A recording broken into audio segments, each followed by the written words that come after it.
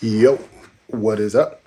Thanks guys for hanging out with me. Please like, share, and subscribe. Welcome back to Funny How Money Works. This is my second video. Hopefully you guys find this channel educational, entertaining, funny, all in the same. I'm going to read you guys a quote here by Jerry Seinfeld. So I'll do my best Jerry Seinfeld money. Dogs have no money. Isn't that amazing? They're broke their entire lives, but they get through. You know why dogs have no money? No pockets. And I'm sure the audience laughed after that. So I think about a lot of things. Think about existence, especially. And being that I work in a real estate related field, spend a lot of time thinking about investing, owning property, real estate, and all this kind of things, right? And that quote by Seinfeld, where he's kind of marveling at the fact that that's amazing that dogs and animals in general don't spend their lives. They do technically spend their lives getting resources, especially mainly food. Animals spend their lives looking for food, and trying to survive in that way. Food, shelter, safety. But humans, the big thing that sets us as humans apart from animals is we,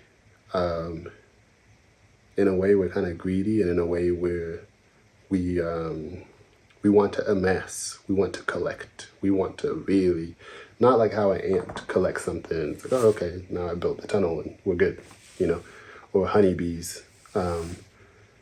We want to collect way beyond. We want to collect way beyond what we actually need, and way beyond what will actually, that we want to collect beyond what we'll even need, especially when we die. Seinfeld reflected in that joke that dogs have no pockets.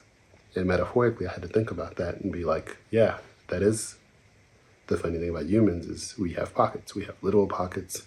We have bank accounts and savings accounts. We have safes. We have, not now, but back in the day, we used to have something to the equivalent of a treasure chest or a chest of drawers. We have storage rooms. We're the only species probably, especially in the Western world. You see this a lot more in the Western world.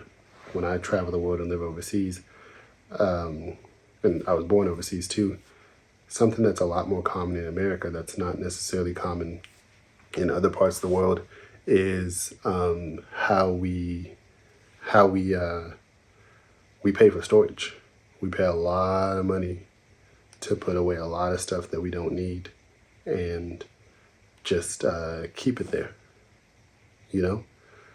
And that's kind of crazy to me.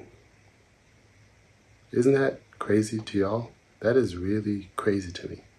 That we will pay to keep as much stuff as possible that we don't actually need. They literally have TV shows about it, with the storage auctions and things like that, where these storage units eventually get abandoned. A lot of times people never come back to the stuff.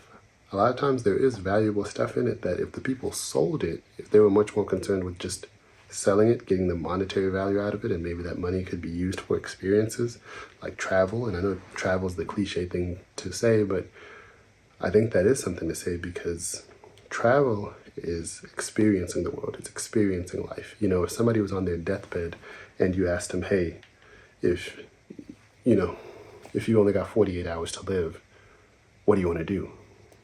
I don't know too many people who would say, I want to go shopping. I want to go earn $10 million. In your last 48 hours, you won't be thinking about that. You'll probably be thinking about doing something really fun or interesting. Either you think about doing something, you're going to think about doing something, you're going to think about who you're going to be doing it with.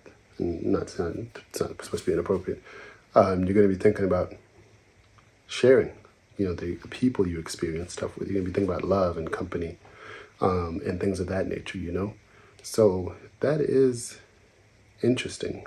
There's a lot of funny, interesting things about us as human beings when you really stop and think about it,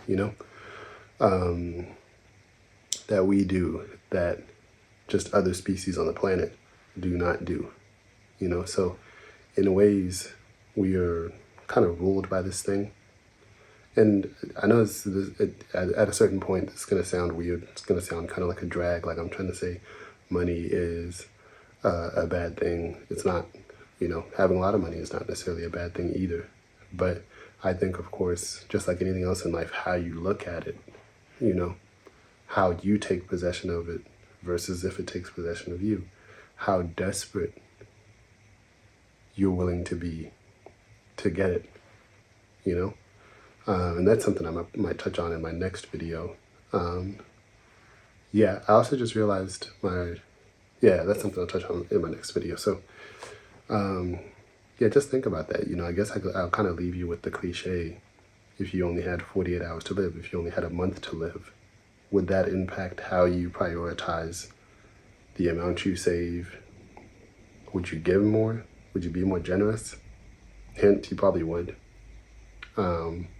Just what would you do? How would you think differently if you only had 48 hours to live? So thanks for hanging out with me. I'll cut and I'll see you guys in the next one. Peace out.